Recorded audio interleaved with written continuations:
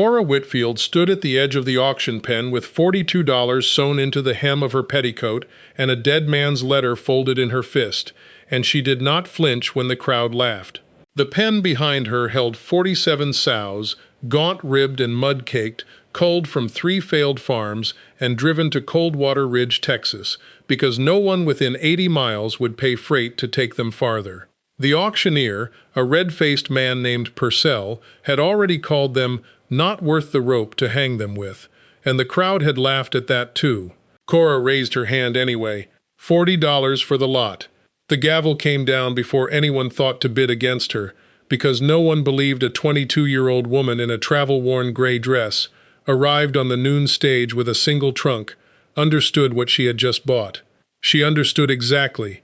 Her mother had been raised in a smokehouse in Missouri, had taught her daughter how to read the fat on a hog's back, the way other mothers taught embroidery, and Cora had spent 6 years believing that knowledge was useless to her, until the letter came informing her that her father was dead, his ranch outside Coldwater Ridge sold for his debts, and that the only thing left in her name was 40 acres of scrubland nobody wanted, with a spring on it nobody had tested. If you're watching this and you want to see a woman build something out of nothing but grit and 47 ugly pigs, tell me in the comments where you're watching from tonight, and stay till the end, because Coldwater Ridge had no idea what was coming. She had arrived 3 days earlier on a stage that smelled of dust and mule sweat, carrying a letter from a lawyer named Higgins, informing her that Ezra Whitfield, her father, had died of a fever the previous winter,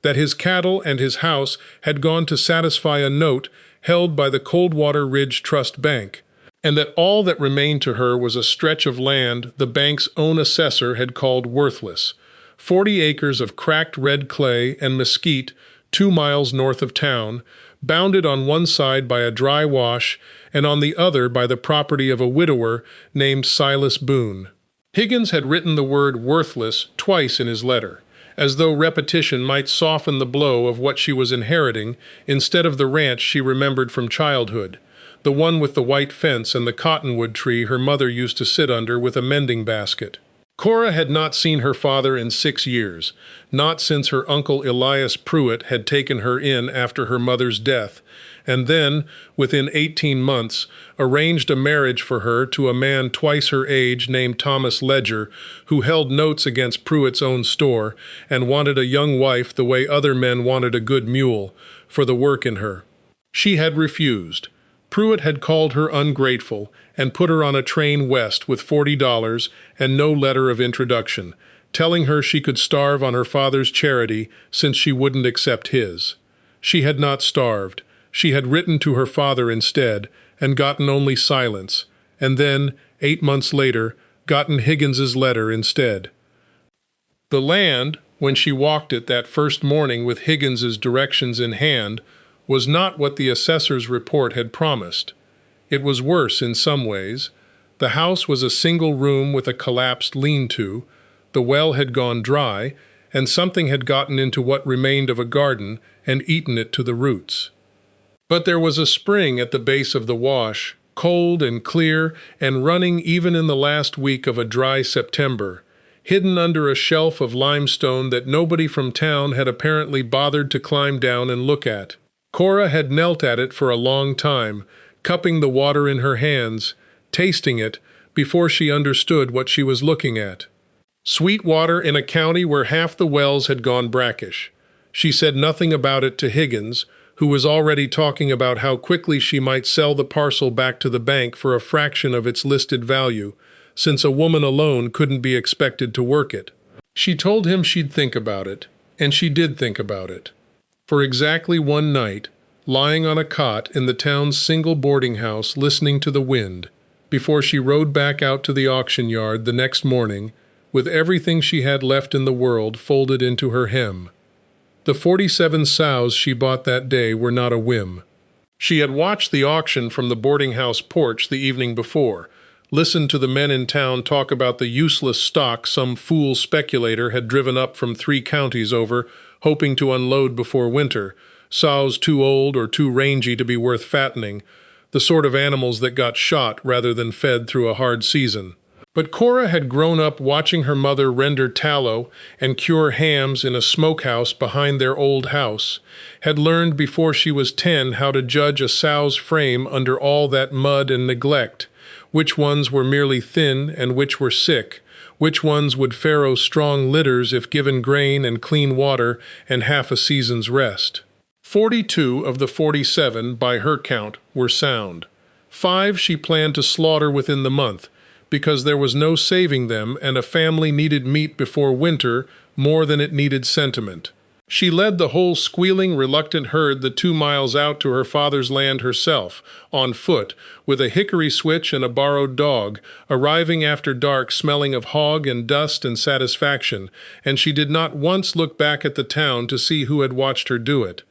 Silas Boone had watched. His property line ran along the dry wash, and he'd ridden out that evening to check a fence post the wind had loosened, and instead found a woman he'd never met driving 40-some hogs down the public road with a dog she'd apparently borrowed from the livery. He did not offer to help. He sat his horse at the fence line and watched her pass, jaw set, the particular stillness of a man cataloging a problem he intended to have nothing to do with. Silas was 34 years old, widowed 2 winters past when his wife Margaret died, bringing their second child into the world, a child who had not lived either, and in the time since he had narrowed his life down to cattle, hay, and the 400 acres he was determined not to lose to the same bank that had just handed a stranger his neighbor's ruined homestead. He had heard about Ezra Whitfield's daughter from the man at the mercantile, a Pruitt niece, disowned, arriving with a trunk and a lawyer's letter. And he had already decided, before ever laying eyes on her, that she would last a season at most before selling out to whoever offered first. Watching her walk 42 hogs past his fence line at dusk did not change his mind so much as delay his certainty by a week or 2. "That's a fool's herd," he said, when she paused near the gate to let the animals catch their wind, the first words he ever spoke to her. "They're not," Cora said, not looking up from the sow she was checking for a limp. "They're thin. There's a difference, and it's the difference between a fool's herd and a bargain, depending which one you know how to see." He said nothing to that, only clicked his tongue at his horse and rode on, and Cora watched him go with the flat, appraising look of a woman who had already decided that this particular neighbor's opinion of her was not going to feed a single hog through the winter, and could therefore wait. The first weeks on the Whitfield land, she refused from the start to call it anything but Whitfield land, though everyone in town still spoke of it as poor Ezra's 40 acres, were a slow accounting of what could be salvaged and what could not. The house needed a new roof before the first freeze. She patched it herself with cedar shakes she split by hand, blistering her palms raw in the process, because the one carpenter in town wanted $4 a day and she had $11 left after buying feed corn. The well was beyond saving, but the spring in the wash was not, and she spent 3 days hauling water uphill in a yoke she built from a broken axle before she gave up and instead built a low stone channel, laid stone by stone with her own hands over a fortnight, that let the spring feed a trough near the pen without her having to carry a single bucket. She slaughtered the 5-6 sows in the second week, in a single brutal day of work that left her hands raw and her dress ruined, and she cured every scrap of that meat herself. Salted hams hung in a smokehouse she rebuilt from her father's old collapsed one. Sausage ground and stuffed into casings she'd cleaned herself. Lard rendered and stored in stone crocks, because her mother's voice was in her head the whole time, telling her that waste was the one sin a poor household could not afford. She ate salt pork and cornmeal mush for 3 weeks straight and did not complain to a single soul in town about any of it, because complaining would have told them exactly what they wanted to hear, which was that she'd made a mistake.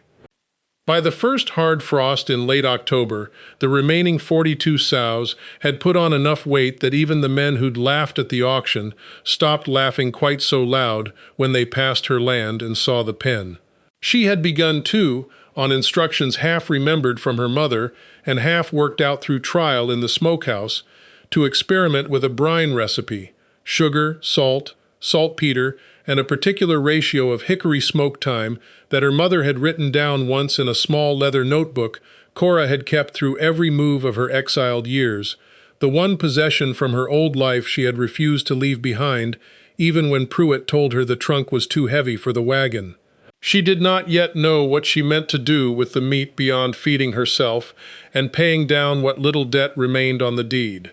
She only knew that it tasted better than anything sold at the mercantile counter in town, and that this fact, quietly, felt like the first good thing to happen to her in 6 years. Word of the pork traveled before Cora ever intended it to.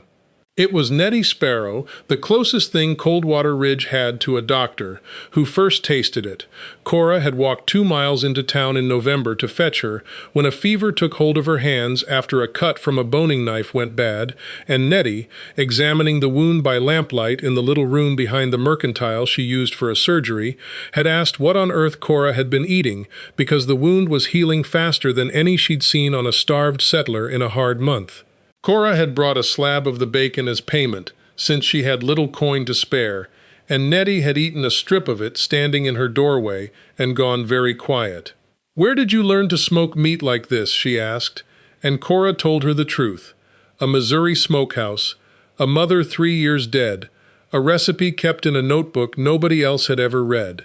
Nettie Sparrow was 51 years old, had delivered half the children in the county and buried a good number of their fathers, and she recognized in Cora something she had not seen much of since arriving in Coldwater Ridge as a young widow herself 30 years before. A woman who worked because the work itself was the only honest ground she had left to stand on. She became, from that night forward, the first person in town who spoke well of Cora Whitfield to anyone who would listen, and the first ally Cora had west of the Mississippi. The town's opinion of her did not shift all at once. Coldwater Ridge in the autumn of 1877 was a place of perhaps 400 souls, strung along a single dusty street with a mercantile, a bank, a church that doubled as a schoolhouse, a livery, and a saloon that did more business than all the rest combined. And its opinions moved the way opinions move in any small place, slowly, and mostly through the mouth of Agnes Kestrel, who ran the boarding house where Cora had spent her first 3 nights, and considered herself by long habit the keeper of every reputation in town. Agnes had already decided, before Cora's trunk was even unloaded from the stage, that a Pruitt niece sent west in disgrace was not the sort of woman decent families ought to encourage, and she said as much to anyone who would listen at the mercantile counter, embroidering the story a little more each telling, until the version making the rounds by December held that Cora had been sent away for some scandal involving Thomas Ledger, that Agnes herself could not quite specify but implied was considerable. Cora heard the talk second-hand, from Nettie, and did not go into town to correct it. "Let them talk," she said. "Talk doesn't feed hogs." But she noted, quietly, the particular shape of Agnes Kestrel's tongue, and filed it away the way she filed away everything else that autumn, as a fact to be managed later, not argued with now. The banker, Josiah Aldridge, was a harder problem, because he held the note. Ezra Whitfield's ranch had gone to satisfy debts owed to the Coldwater Ridge Trust, but there remained, buried in Higgins's paperwork, a smaller lien against the 40 acres themselves. $81, payable within 2 years of the original debt's origin, a detail Higgins had mentioned only in passing, and that Aldridge brought up himself when Cora came into town in early December to open an account with the little money the meat had begun to earn her from the mercantile, which had started buying her hams to resell at a modest markup once Nettie's endorsement made the rounds. Aldridge was a precise, soft-spoken man of 45 who kept his bank's ledgers as carefully as he kept his own reputation, and he informed Cora, not unkindly but not warmly either, that the lien would come due the following autumn, and that he doubted, his exact word, doubted, a woman working the land alone could raise $81 by then, on top of whatever she owed the mercantile for feed corn already extended on credit. "I'd hate to see the county take a fine spring like that back for taxes," he said, and something in the careful way he said fine spring told Cora, with sudden clarity, that Aldridge had ridden out to her land himself at some point without her knowing, and knew exactly what sat under that limestone shelf in the wash. She thanked him for his concern, and left the bank with her jaw tight, and did not mention the spring to another soul in town from that day forward. Thomas Ledger arrived in Coldwater Ridge on the second Tuesday of December, on the same stage route Cora herself had ridden 5 months before, and the first Cora heard of it was from Nettie, breathless, having seen him ask directions to the Whitfield land at the livery not an hour after stepping off the coach. Thomas was 38, a store owner from the town Cora had fled, and he had spent the 6 months since her exile nursing a particular grievance. Not heartbreak, Cora understood, because he had never loved her, but the offense of having been refused by a girl he considered already his by arrangement with her uncle, and the further offense of a rumor, which had reached him distorted and enlarged, that the Whitfield land she'd inherited might be worth considerably more than anyone in her uncle's town had first believed. He came to her door on foot from the road, in a good coat entirely wrong for frontier mud, and informed her, without preamble, that he had come to take her home, that her uncle regretted the misunderstanding between them, and that a woman alone on a failing homestead was no fit way for a Ledger's intended to live. Cora stood in her doorway with a boning knife still in her hand from the morning's work, and told him, in a voice as flat and level as the land itself, that she had never been his intended, that she was not going anywhere, and that if he came onto her property again uninvited, she would set the dog on him. Thomas laughed, the particular laugh of a man who has never once in his life been told no and had it stick, and said he would be back when the ground had frozen a little more sense into her, and left. Cora watched him go, and then went back to her hams, hands steady, though something in her chest had gone tight and watchful in a way it had not been since she left her uncle's house. Elias Pruitt's own letter arrived the following week, forwarded through Higgins, full of wounded family feeling and thinly veiled calculation in equal measure. He wrote that he had heard, through Thomas, that Ezra's land might carry more value than the assessor's report suggested, that family obligations ran both ways, and that surely Cora, as a dutiful niece, would not begrudge the uncle who had raised her a share of whatever fortune she'd stumbled into, particularly given the debts she still, in his accounting, owed him for 6 years of food and shelter. Cora read the letter twice by lamplight, then folded it and put it in the same trunk that held her mother's brine notebook, in the same compartment, as though proximity to the one honest inheritance she had might somehow neutralize the poison of the other. She did not answer it. She had learned, in 6 years under Elias Pruitt's roof, that answering him only gave him more rope to work with, and she intended to give Thomas Ledger and her uncle both exactly nothing to pull on. Silas Boone, through all of this, remained a fence-line presence rather than a neighbor in any warmer sense of the word. He had watched Thomas Ledger's good coat pick its way up the muddy road to the Whitfield place and back down again an hour later, and he had drawn his own conclusions, none of them charitable to Cora specifically. He assumed, without asking, that whatever trouble had followed her west was trouble of her own making, the way most trouble that followed women west generally was, in his flattened post-war view of things. But he had also, without quite admitting it to himself, begun watching the Whitfield land with something more than idle contempt. He'd noticed the new roof, cedar shingled and true, going up faster than he'd have credited a woman alone to manage. He'd noticed the stone channel from the spring, laid with a mason's eye he hadn't expected from anyone in a traveling dress. And in late November, riding the wash line to check for washout after a hard rain, he'd come across Cora up to her knees in cold water at 4 a.m, working alone by lantern light to clear a log jam that threatened to flood the spring channel before it could freeze solid, and he had gotten down off his horse without a word and worked beside her for 2 hours until the water ran clear again, and neither of them had said more than a dozen words to each other the whole time, and when it was done, he had mounted up and ridden off without so much as a nod, and Cora had stood in the frozen dark and watched him go, and something had shifted in her estimation of Coldwater Ridge that night, though she could not yet have said what. Winter came down hard over the wash and the scrubland in December, and Cora spent it the way she spent every season that first year, working. She fattened her sows through the cold months on corn bought on credit and scraps saved from her own table, farrowed her first litters in a lean-to she'd built and lined with clean straw hauled from the livery, and lost only 3 piglets out of the first 41 born, a survival rate that made even the mercantile owner, a cautious man named Whitcomb, raise his eyebrows when she mentioned the number in passing.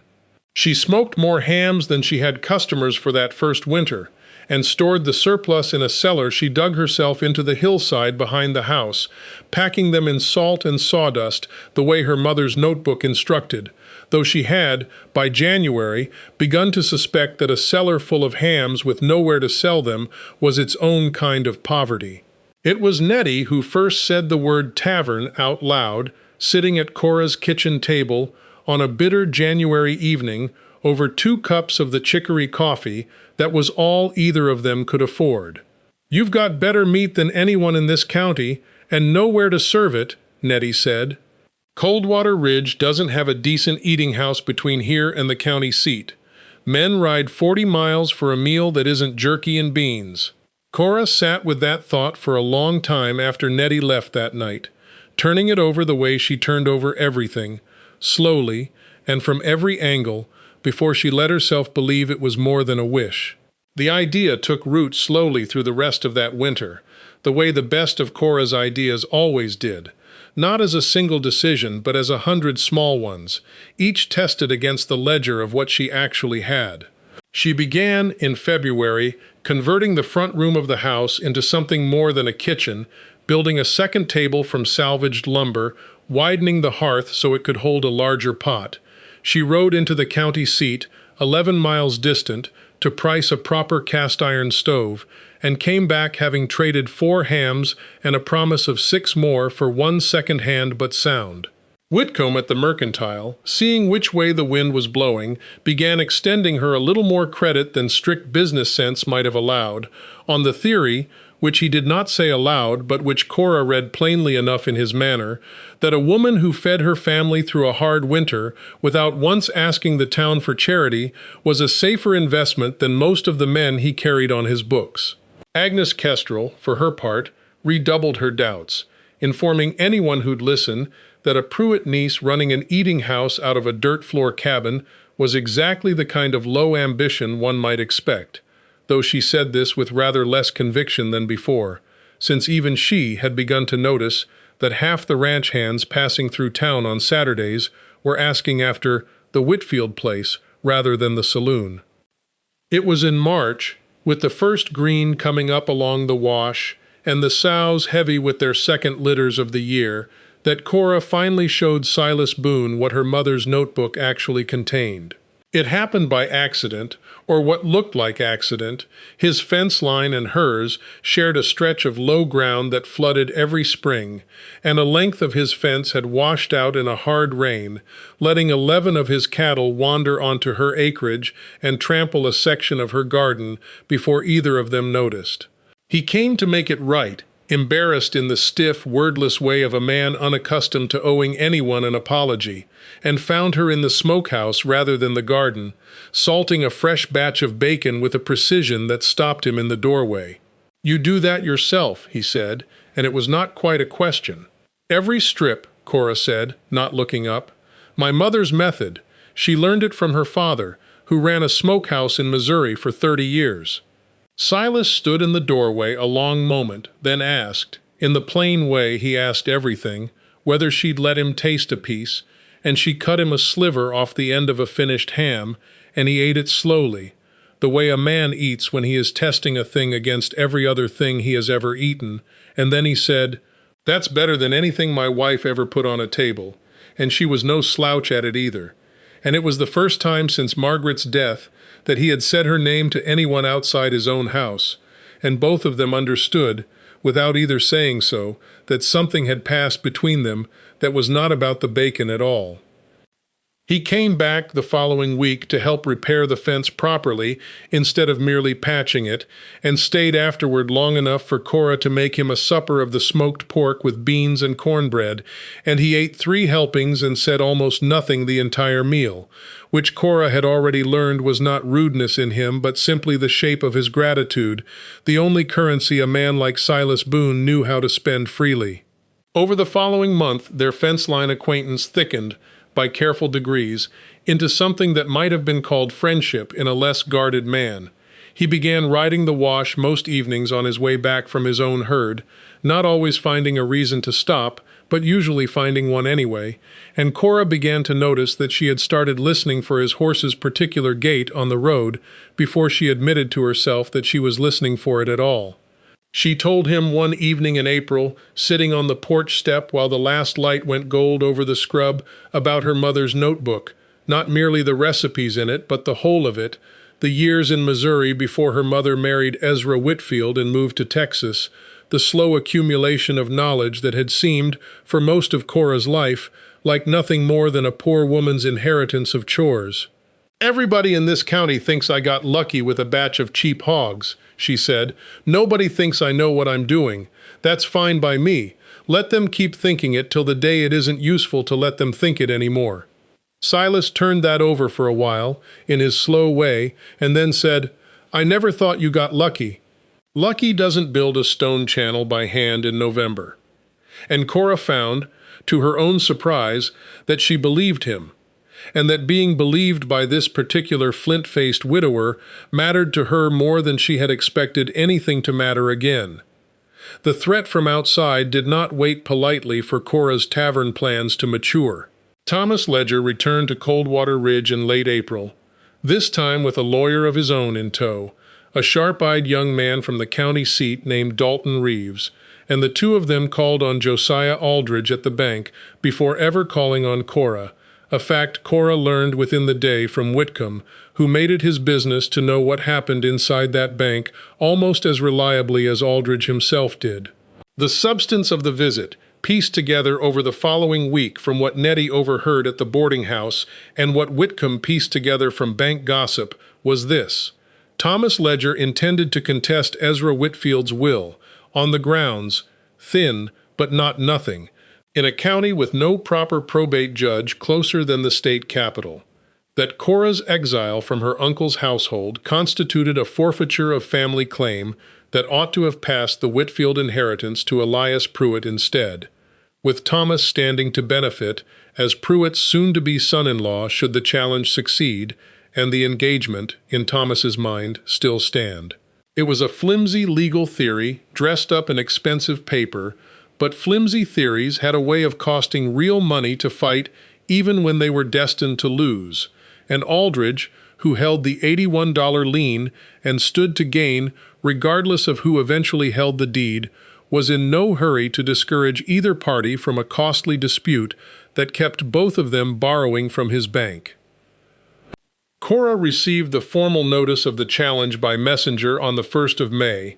the same week her tavern's front room was finally ready to open its doors, and she read the legal language twice through by lamplight, with a coldness in her chest that had nothing to do with the spring night outside.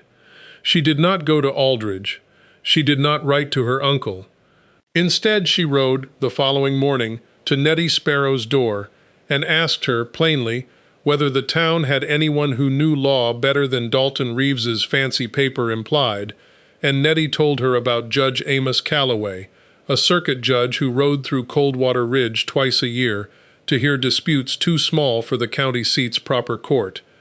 Due through again in early June, 6 weeks away, an eternity to a woman with a challenge to her only inheritance and a tavern's grand opening bearing down on the same calendar. 6 weeks isn't so long, Nettie said, if you spend it building something a judge can see with his own eyes, instead of just paper he has to take Thomas Ledger's word for. Cora sat with that a long while, and then went home and began, with a new and specific urgency, turning her front room into the finest eating house Coldwater Ridge had ever seen, because she understood, with the same clear-eyed practicality that had bought 47 worthless sows on a stranger's word alone, that the strongest answer to a paper claim was not another paper, but a plain fact standing in the middle of the county for anyone, including a circuit judge, to walk in and taste for themselves.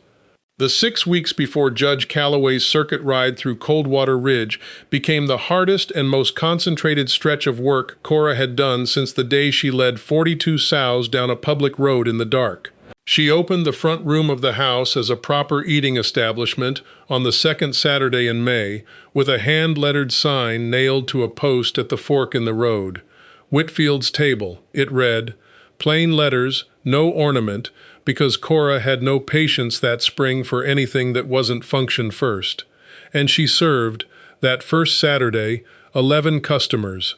4 ranch hands riding through from a cattle drive, 2 families in for supplies who'd heard the talk at Whitcomb's counter, Nettie Sparrow herself, dressed for the occasion as though it were church, and, to the visible discomfort of at least 3 other tables, Silas Boone, who arrived on no particular pretext and ate alone in the corner with the studied concentration of a man pretending not to be watching the woman who ran the place. By the second Saturday, word had spread enough that she served 23 and had to turn 4 more away at the door for lack of table space, a problem she solved within the week by moving the tables outdoors onto the porch and building 2 long trestle boards from the same lumber she'd used for the roof repair the autumn before.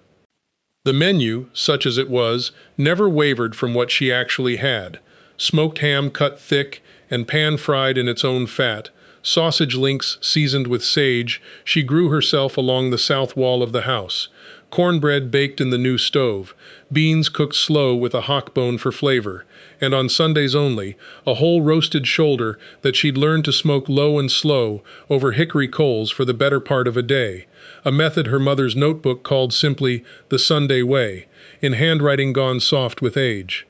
She charged fair prices, refused credit to no one who genuinely couldn't pay, and extended none at all to anyone who could, and within a month, Whitfield's Table had become the one subject in Coldwater Ridge on which Agnes Kestrel and her harshest critics found themselves, awkwardly, in agreement with everyone else.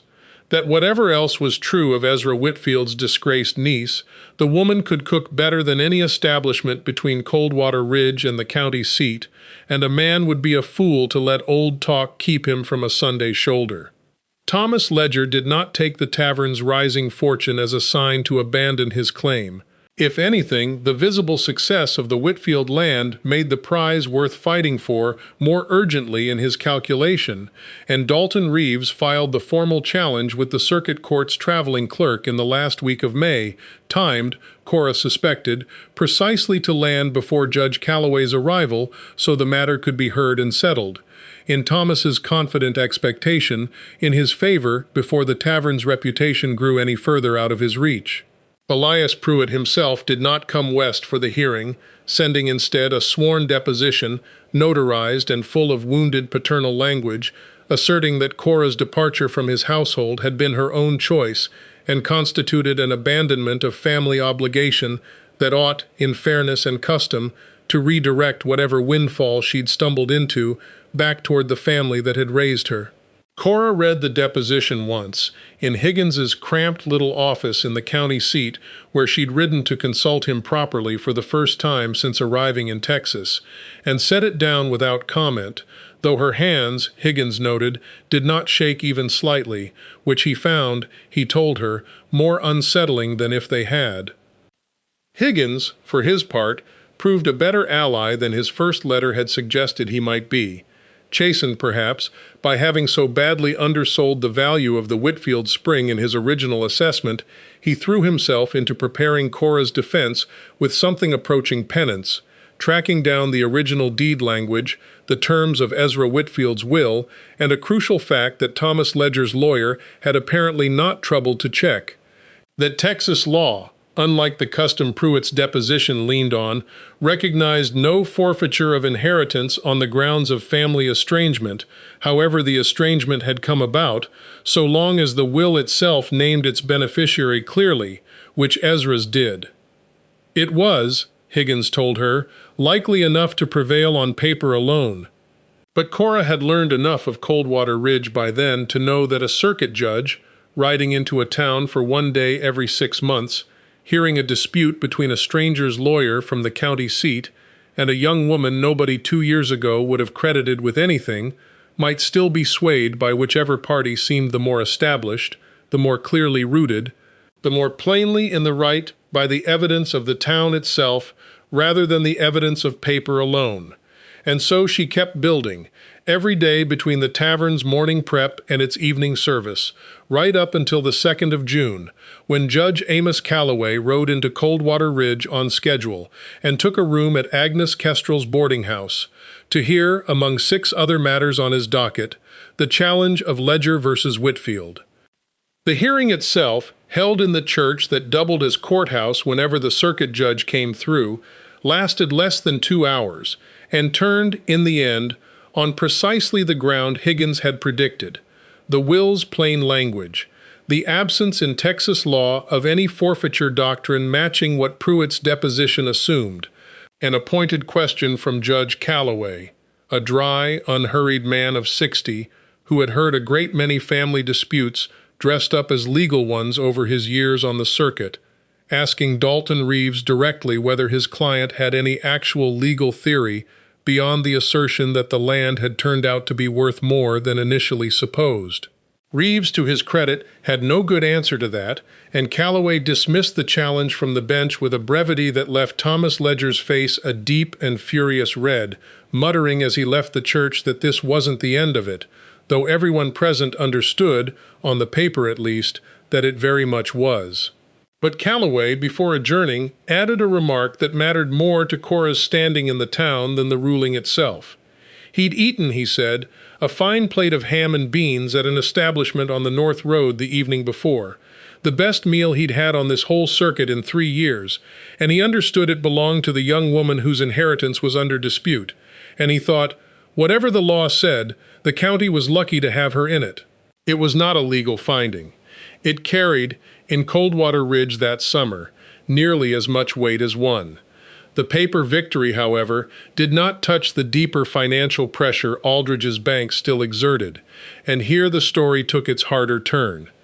The lien on the Whitfield land, $81, plus accrued interest that had crept, by Aldridge's careful reckoning, to just over $90, came due at the end of June, only 3 weeks after the hearing, and while Whitfield's table was by then turning a genuine, if modest, profit, Cora had poured every spare cent of that profit back into the tavern itself, into a second stove, into hiring a girl named Ruth Callender part-time to help with the Sunday crowds, into lumber for a proper dining room to replace the porch trestles before winter came again. She did not have $90 in hand, and Aldridge, who had watched the Ledger challenge fail with visible and uncharacteristic irritation, made it plain in a short, unpleasant meeting at the bank that he would not be inclined to extend the lien's terms, whatever goodwill the judge's remark had bought her in town. Business is business, he told her, and a woman running a tavern out of a converted cabin is not, in my judgment, sufficient collateral for further patience. He did not say outright that he wanted the spring for himself, or for whichever speculator he had in mind to sell it to, but Cora understood the shape of the threat well enough by then to need no further explanation, and she left the bank that afternoon with 3 weeks to find $90 or lose the land her mother's brine recipe and her own 2 years of labor had built into something real. The 3 weeks that followed tested Cora in a way the auction pen and the frozen wash and even Thomas Ledger's lawyer had not, because a legal challenge could be met with patience, and a flooded fence line could be met with a lantern and 2 strong hands. But $90 in hard coin, on a fixed calendar, with no crop to sell early and no herd she was willing to slaughter out of season, was a different order of problem entirely. She sat with her ledger by lamplight the first night after Aldridge's ultimatum and did the arithmetic 6 different ways, and every way of doing it came up short by at least $30, sometimes more, depending on how generously she counted the money still owed her by customers who'd eaten on the promise of Saturday's wages. She thought, briefly and with real bitterness, of writing to Elias Pruitt to ask for the very money he'd offered, unasked, to share in her supposed windfall, a thought she abandoned within the hour, because taking Pruitt's money now would have handed him, in every way that mattered beyond the legal one Judge Calloway had already settled, exactly the claim on her life he'd been chasing since she refused Thomas Ledger in the first place. It was Ruth Callender, of all people, the 16-year-old girl Cora had hired to help with Sunday crowds, quiet and watchful in the way of a girl who noticed everything and said little, who brought the second half of the solution to Cora's door, though neither of them recognized it as such at first. Ruth's father ran cattle on a played-out stretch of land 6 miles south, and in the last week of June, with the whole county deep in a dry spell that had turned the public roads to powder and left 3 of the shallower town wells running thin, Ruth mentioned over the wash basin one evening that her father's herd had started showing the first signs of a blackleg outbreak, a fast-moving infection that killed cattle within a day or two of the first limp, and that half the ranchers south of town were saying the same animals had drunk from the same low, stagnant stretch of Sender's Creek before falling sick. Cora, listening with only half her attention at first, went suddenly and completely still, because her mother's notebook, the same worn leather book that held the brine recipes, held, tucked into its back pages in her mother's smaller, more urgent hand, notes from an outbreak in Missouri 20 years before. Notes on a poultice and a drenching mixture of sulfur, molasses, and a particular root her mother had called simply black snake root that had saved better than half the herd her grandfather treated before the county veterinary service ever arrived to confirm the diagnosis. She rode out to the Callender place the next morning before dawn, notebook in her saddlebag, and found 6 head already down and a 7th showing the telltale swelling in its hind quarter that her mother's notes described precisely. Ruth's father, a proud and frightened man named Hiram Callender, who had never in his life taken medical advice from a woman half his age, was inclined to dismiss her outright until Cora simply knelt beside the sickest animal, opened the notebook to the marked page, and read him her mother's exact instructions in a voice that did not ask permission. Something in her certainty, or perhaps simply the fact that he had no better option and 6 dead cattle already, made him let her try. She mixed the poultice from what she could gather at his own place and what she'd brought from her own stores, drenched the 2 sickest animals herself, with Ruth holding the halter, and told Hiram to isolate every animal that hadn't yet shown symptoms from the creek water entirely, boiling well water for them instead, no matter how far he had to haul it. Word of a sick herd spreads through cattle country faster than the sickness itself, and by the second day Cora had 3 more ranches asking for the same treatment, and by the 4th day, with the first 2 Callender cattle recovering enough to stand and eat, she had effectively become, for that terrible dry week, the only person in the county with a working answer to an outbreak that threatened to gut half the herds south of Coldwater Ridge before the Circuit Veterinary Service could even be summoned from the county seat, a journey that took the better part of a week each way. Silas Boone's own herd, grazing the drier upper pasture near the wash, had so far shown no symptoms, but he rode over on the 5th day of the outbreak not to ask for help he didn't yet need, but simply to see with his own eyes what Cora was doing, and stayed to help her grind root and mix poultice with the same unspoken, unhesitating usefulness he'd shown her the night of the flooded spring channel the autumn before. It was there, working side by side over a smoking kettle of sulfur and molasses in Hiram Callender's yard, both of them soot-streaked and exhausted, that Silas finally said aloud what he had clearly been turning over in his mind since the night of the ham in her smokehouse 3 months before. "I've been a fool about you," he said, not looking at her, working the mixture with a wooden paddle. "Thought you were another one of those Eastern women who'd last a season and run home the first hard winter. You're not going anywhere, are you?" It was not quite a question, and Cora, wiping sweat from her forehead with the back of a filthy hand, said only, "No, I'm not." And something in the plainness of that exchange, out there in a sick man's yard with the whole county watching to see whether her mother's remedy would hold, felt to both of them like the truest declaration either had ever made.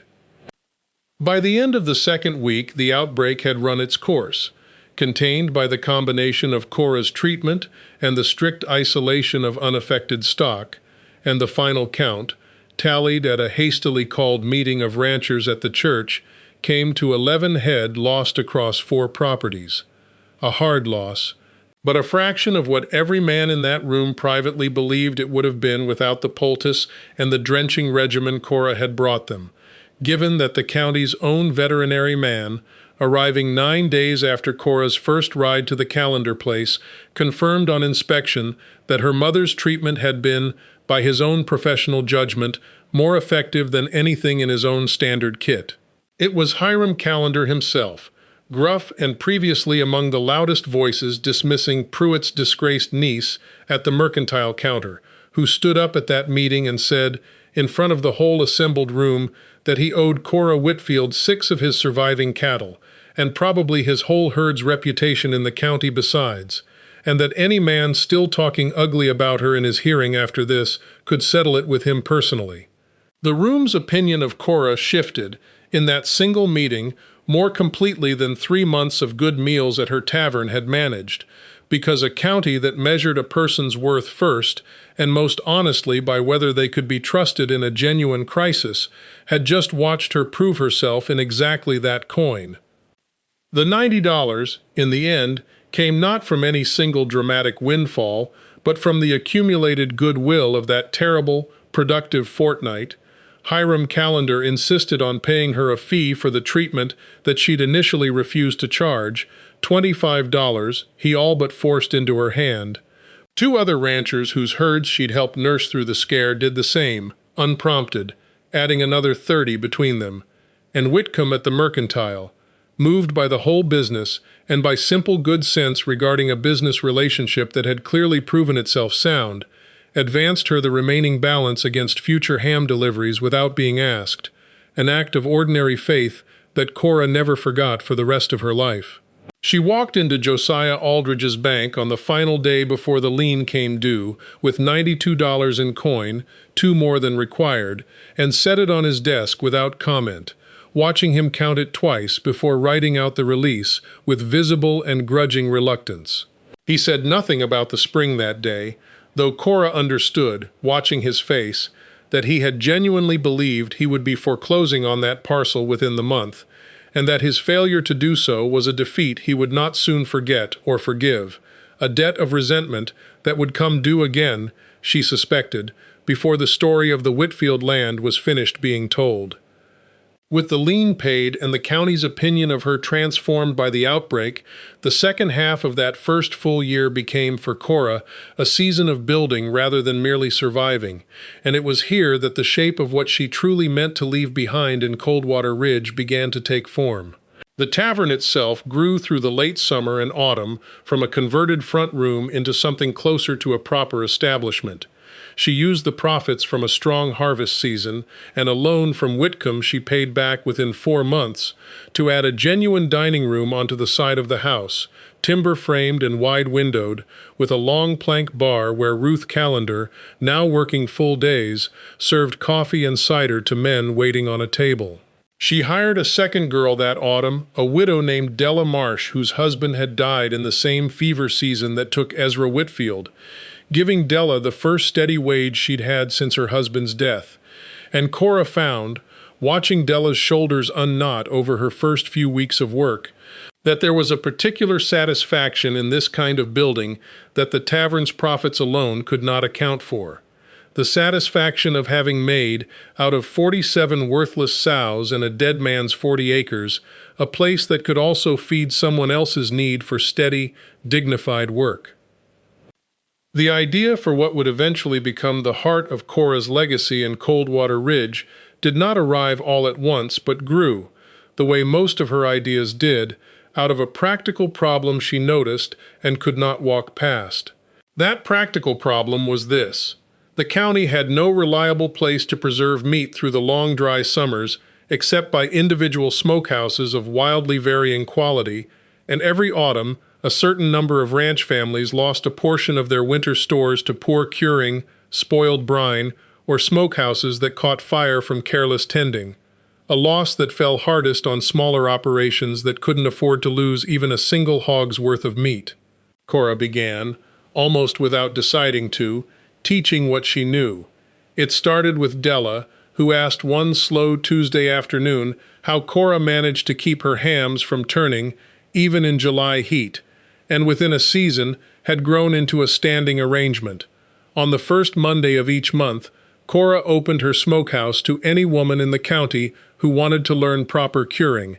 charging nothing but the cost of the salt and wood they used themselves, teaching the ratios and the timing and the small, hard-won signs of spoilage her mother had taught her, until she second-guessed her own generosity in Aldridge's ledger-minded way exactly once, decided the goodwill and the improved county-wide meat supply were worth more to her than the small competitive edge she was giving away, and never doubted the choice again.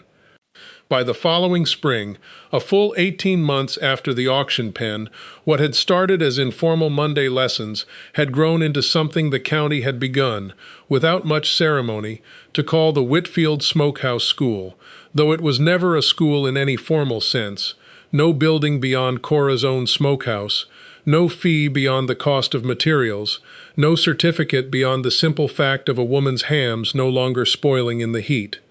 Nettie Sparrow, watching this grow, suggested one evening that Cora ought to think bigger than a smokehouse's worth of women learning to cure pork, that the county needed, badly, some kind of gathering place that wasn't the church or the saloon, somewhere families could come together for reasons other than a funeral or a Saturday night drink, and that Whitfield's table, already the closest thing the county had to a genuine commons, might grow into exactly that if Cora let it. Cora turned the idea over for the better part of a month, in her careful way, before she began, with the second summer's profits, adding a proper meeting hall onto the back of the dining room, long enough to seat 60 for a harvest supper, plain built but sound, with a raised hearth at one end and windows all along the south wall to catch the light. It was in that meeting hall, raised through the summer of the second year and finished just in time for the county's autumn harvest gathering, that Cora finally allowed herself to imagine the fullest shape of what she was building, not merely a tavern, and not merely a smokehouse school, but a genuine institution of the kind small counties rarely had reason to hope for, a place where a widow like Della could learn a trade that kept her fed, where ranchers' wives could gather in a way the saloon never permitted, and the church, with its stricter Sunday-only rhythms, never quite allowed either, where the county's children, and there were, by then, a growing number of them, since 3 other families had settled on the played-out land near the wash once word spread that the Whitfield Spring made the whole stretch more valuable than the old assessor had ever imagined, might one day have somewhere to learn their letters that wasn't crammed into the single overworked corner of the church schoolhouse. She did not build all of this in a single season, and she did not build it alone. Silas Boone, by the second autumn, had become not merely a neighbor who rode the wash line in the evenings, but a partner in the fullest sense the frontier allowed a widower and an unmarried woman to be. And it was his idea, offered one evening over supper in the new dining room, to run a formal school 2 mornings a week in the meeting hall for whichever children in the county needed it, an idea Cora seized on with a speed that told him, more clearly than any declaration could have, how deeply his opinion of her plans had come to matter. They married, Cora Whitfield and Silas Boone, on a clear October Saturday in the second year, in a ceremony that was, by design and by temperament, almost entirely without ornament,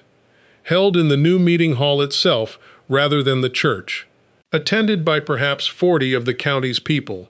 with Nettie Sparrow standing as Cora's only attendant and Hiram Callender, of all people, standing up beside Silas as his. A friendship forged in the sulfur smoke of the blackleg outbreak that neither man would have predicted 18 months before. Cora wore a dress she'd made herself from cloth bought with the tavern's own profits, and the wedding supper was naturally ham and cornbread and beans, the same meal that had first brought Silas back to her door the autumn before. And when Judge Amos Calloway, passing through Coldwater Ridge on his regular circuit and hearing of the wedding, delayed his own departure by a day specifically to attend, the whole county understood it as a kind of final, unofficial ruling on the matter of Cora Whitfield's standing among them. A ruling with no legal force whatsoever, and all the weight in the world regardless. Not every thread of the story resolved so cleanly, and Cora, watching her own good fortune accumulate through that second year, never allowed herself to forget how much of it remained unsettled.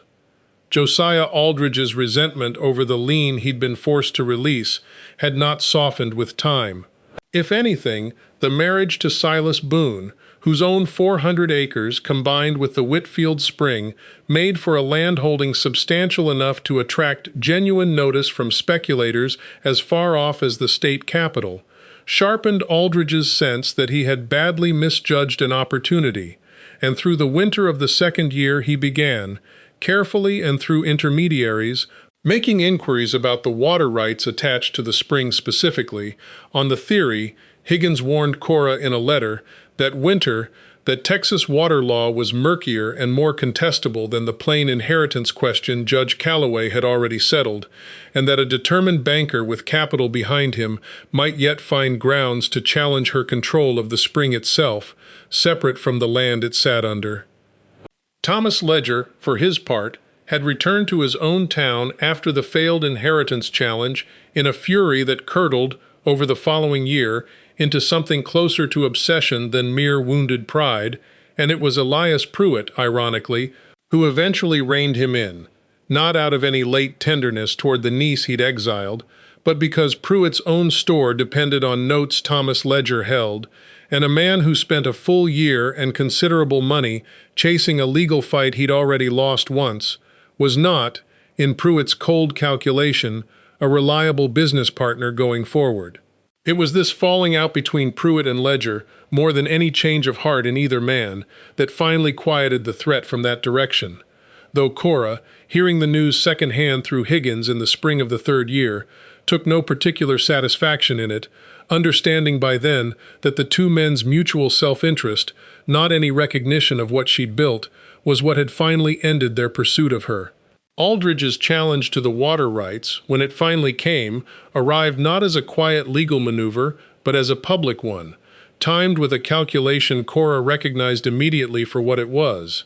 He brought it before the same circuit court session in the spring of the third year that had been scheduled to coincide with the county's harvest dedication of the new schoolhouse addition to Whitfield's meeting hall, the very institution Cora and Silas had spent 2 years building. Apparently believing that a public challenge delivered at the height of Cora's community standing would either force a hasty and disadvantageous settlement to avoid the embarrassment of a fight, or, if it went to a full hearing, drag out long enough to cloud the dedication itself with legal uncertainty over whether the spring feeding the whole enterprise even belonged, by clear title, to the woman being celebrated for building it. Aldridge's legal theory, assembled by a lawyer he'd brought down from the state capitol at his own considerable expense, argued that the spring's water table extended, by any reasonable hydrological reading, beneath a strip of land the original 1850s land grant had left ambiguously surveyed, a strip that could plausibly be read as belonging to the bank's own adjoining holdings rather than to the 40 acres Ezra Whitfield's will had named. A claim thin as Thomas Ledger's had been, but backed this time by real money and a lawyer who understood surveying law in a way Dalton Reeves never had. Cora received notice of the challenge 11 days before the scheduled hearing, which fell, by the deliberate timing Aldridge and his lawyer had chosen, on the very Saturday set aside for the schoolhouse dedication, and her first instinct, sitting with Silas over the notice at their kitchen table that evening, was the same instinct that had carried her through every crisis since the auction pen, to meet the paper threat with a plain fact the whole county could see for itself. Higgins, consulted by letter and then in person, confirmed that the ambiguous survey language gave Aldridge's claim just enough legal footing to be dangerous, particularly if the hearing devolved into a battle of hired surveyors and expensive maps that a circuit judge with limited time and patience might simply split the difference on, rather than rule decisively. An outcome that could leave the spring's ownership clouded for years, chilling any further investment Cora and Silas might make in the land, regardless of who ultimately prevailed. What Higgins found, digging deeper into the county's original land office records over those 11 frantic days, was a detail buried in a surveyor's field notes from 1854 that neither Aldridge's lawyer nor, until now, anyone else had troubled to locate: an original boundary marker. A carved limestone post set by the very first surveyor to walk that stretch of land, that placed the spring unambiguously within the Whitfield parcel, a physical marker that, if it still stood, would settle the entire dispute more conclusively than any modern survey or hydrological argument could hope to. Cora and Silas spent 2 full days combing the wash and the disputed strip of scrub between their 2 properties, working from Higgins's old field notes and a compass, before they found it on the evening of the 9th day, a squat, weathered limestone post, half buried in silt and scrub growth at the base of the wash, not 40 yards from the spring itself. Its carved surveyor's mark, worn nearly smooth by 23 years of weather, but still legible enough. Once they'd cleared the growth around it, and Nettie Sparrow, summoned for her steady hand, and her standing as a respected witness, had confirmed the marking under a magnifying glass borrowed from Whitcomb's store to settle the boundary question beyond any reasonable dispute.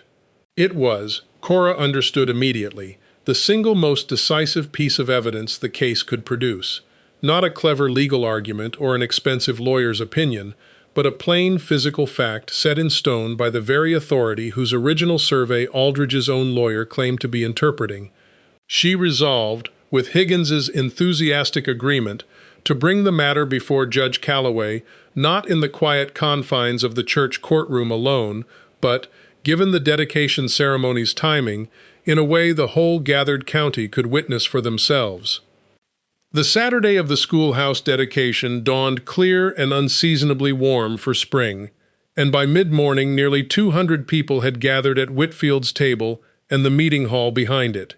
Ranch families from as far as 15 miles out, most of the town proper. Judge Calloway himself arrived a day early specifically to hear the water rights matter before the dedication could properly begin,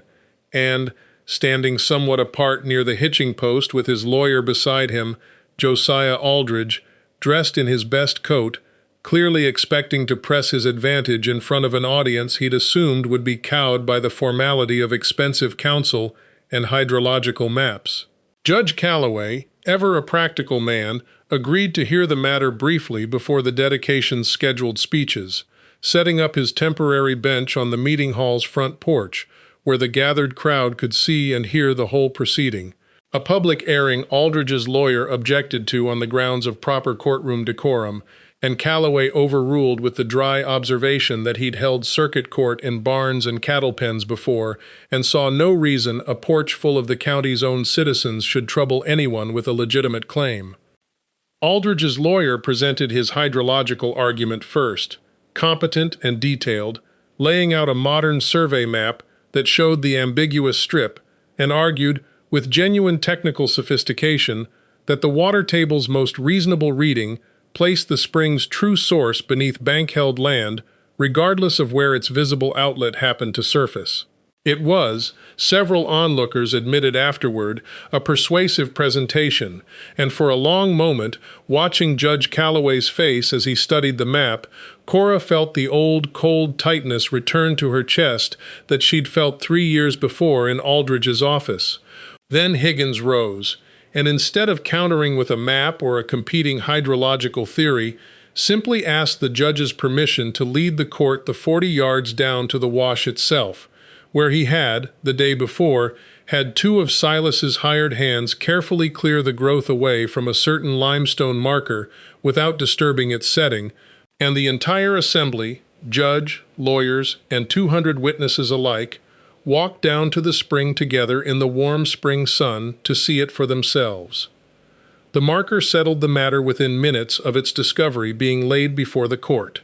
Judge Calloway knelt beside it himself, traced the worn carving with his own finger, consulted the original 1854 field notes Higgins had brought along, and pronounced, in front of the entire gathered crowd, that the boundary was as clear as any he had encountered in 11 years of circuit riding, and that the bank's claim, whatever its hydrological sophistication, could not stand against a physical survey marker placed by the same authority its own arguments purported to rely on. Aldridge's face, Cora would remember for the rest of her life, went the color of old ash as the ruling was read, and he left the gathering within the hour, without a word to anyone, his lawyer trailing behind him with the now useless map still rolled under one arm. A defeat delivered not through any clever legal maneuver on Cora's part, but through the same plain, physical honesty that had built everything else she owned. A fact settled in stone rather than argued in ink. Exactly the kind of victory that felt, to a woman who had never once in 3 years relied on anything but demonstrable fact to make her case, like the only kind of victory that could ever have truly satisfied her. The dedication itself proceeded that same afternoon, in a mood made only sweeter by the morning's vindication, and it was there, standing on the meeting hall's front steps with Silas beside her and the whole assembled county below, that Cora Whitfield Boone said the only public words of the entire 3-year saga that anyone in Coldwater Ridge would remember and repeat for years afterward. She had not planned a speech. Planning speeches was not, by nature, a thing Cora did, but when Nettie Sparrow pressed her gently to say something to mark the schoolhouse's opening, she found herself speaking plainly, the way she'd learned to do everything else. 3 years ago, she said, I bought 47 pigs nobody in this county wanted, on land nobody thought was worth farming, because I'd rather bet on hard work than beg for anybody's charity. I didn't build any of what stands behind me by being clever or lucky, or by winning any argument in a courtroom. I built it the same way you build anything worth having, one true thing at a time, and letting the true things speak for themselves once they're built. This schoolhouse is a true thing. So was that spring. So is every hog in that pen. I hope every child who learns their letters in that hall remembers that it doesn't matter how little anyone thinks you're worth when you start, it matters what you build once you've decided to start anyway. The crowd, Nettie reported afterward, went entirely silent for a long moment before it broke into applause,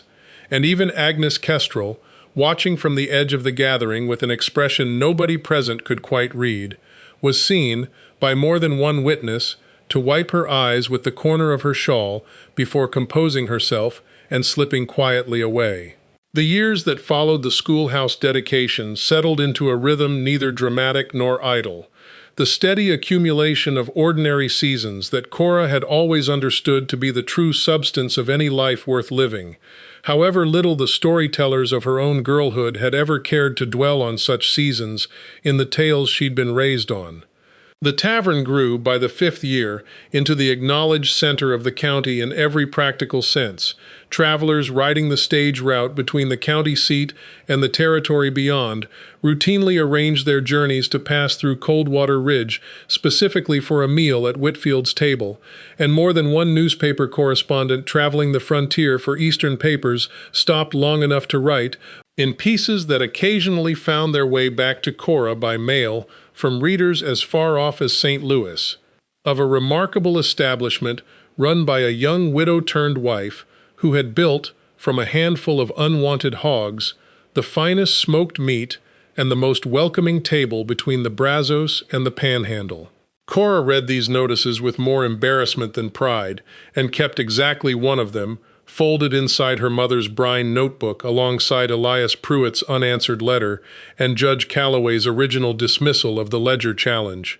a small private archive of everything the past 3 years had cost and earned her, kept where only she and, eventually, her children would ever think to look. Their first child, a daughter they named Margaret after Silas's first wife, a choice Cora suggested herself, quietly, one evening in their 2nd year of marriage, understanding without needing to be told how much the gesture would mean to a man who rarely spoke of his losses aloud, arrived in the spring of the 4th year, followed by a son, Ezra, named for Korah's own father, 2 years after that, and then, in the 7th year, a second daughter the couple named simply Nettie, over the elder Nettie Sparrow's flustered and genuine protest that a woman ought not to name a child after her own doctor, a protest Korah overruled with the same gentle firmness she brought to every decision she'd made since the auction pen. The smokehouse school, meanwhile, had grown by the 6th year into something considerably larger than its Monday morning origins, with Della Marsh, remarried by then to a widowed rancher but still teaching curing technique 2 mornings a week alongside Korah, training women from 3 counties over in methods that had, by that point, measurably reduced the whole region's annual loss of stored winter meat, a fact the county agricultural circular actually noted in print, to Korah's private and considerable satisfaction. Silas Boone, for his part, never entirely lost the flint-faced reserve that had first made him a fence-line stranger rather than a warm neighbor. But the particular gruffness softened, year by year, into something the whole county came to recognize as simply his manner of showing devotion rather than any lack of it. He built, with his own hands and without being asked, a proper covered walkway between the house and the smokehouse, so Korah's students wouldn't have to cross open ground in bad weather, and he never once, in all the years that followed, sat down to a meal at his own table, without first remarking, in some small way, on how good the food was, a habit Korah came to understand as the fullest expression of gratitude a man like Silas Boone was capable of giving, and one she valued more than any grander declaration another kind of husband might have offered. It was Silas, too, who first noticed, in the 9th year, the peculiar symmetry of a moment that became the family's favorite story to tell at gatherings for decades afterward, standing at the same stretch of fence line where he'd once called her herd a fool's investment.